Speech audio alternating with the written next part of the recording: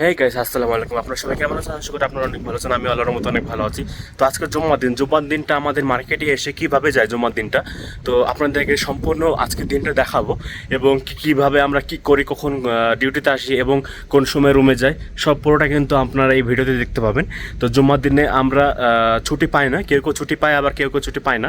তা আমাদের ছুটি থাকে না, আর অনেক ছেলেপেলে ছুটি আছে, কিন্তু আমার ছেলে 4-5টা আছে, 4-5 জন। তো আজকের দিনটা কিভাবে যায় সম্পূর্ণ ভিডিওতে আপনাদের মধ্যে দেখাবো। তো চলেন দেখতে থাকেন। এখন আমি চলে এসেছি এক পাকিস্তানের হোটেল। সকাল সকাল ডিউটিতে এসেছে, এর জন্য কিছু খাওয়া হয়নি, এর জন্য পরোটা নিয়ে যাব, এই কারণে হোটেলে এসেছি। চাচা চাচা করে ডেকে তো চাচা নেই।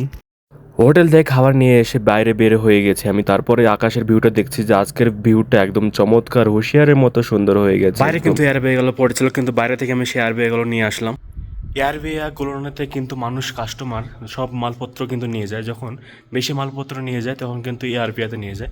তো তারপর কিন্তু মার্কেটের বাইরে একটা বড় টেলার চলে এসেছে, এই গাড়িতে কিন্তু মাল আছে অনেক। তারপরে কিন্তু টেলারটা খোলা হলো, গাড়ির ভিতরে যে মালগুলো আছে সেই মালগুলো কিন্তু বাইরে এখন বের করতে হবে সবাইকে। গাড়ির ভিতরে মাল বাইরে বের করা হচ্ছে এখন 11:30 বাজে যাওয়ার পর। তারপর আমরা গাড়িতে চেপে গেলাম, রুমে যাবো এখন। নামাজ হয়েছে, রুমে গিয়ে গোসল টোসল করে তারপর নামাজ পড়তে চলে গেলাম।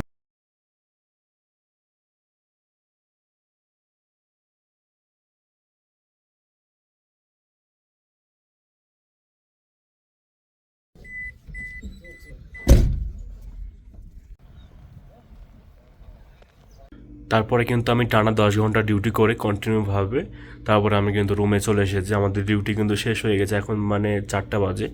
তো রুমে এসেছি, তো শরীরটা প্রচণ্ড পরিমাণে আমার শরীরটা খারাপ, মানে ঠান্ডা ঠান্ডা ভাব এবং কি জ্বরও চলে এসেছে। তো এই কারণে একদমই ভালো লাগছে না, তো শরীরটা সত্যি প্রচণ্ড পরিমাণে খারাপ। ভিডিওটা পর্যন্ত, ভিডিওটা যদি ভালো লেগে থাকে অবশ্যই লাইক কমেন্ট শেয়ার করবেন। আবার পরে ভিডিওতে কথা হবে। আসসালামু আলাইকুম, টাটা, বাই বাই।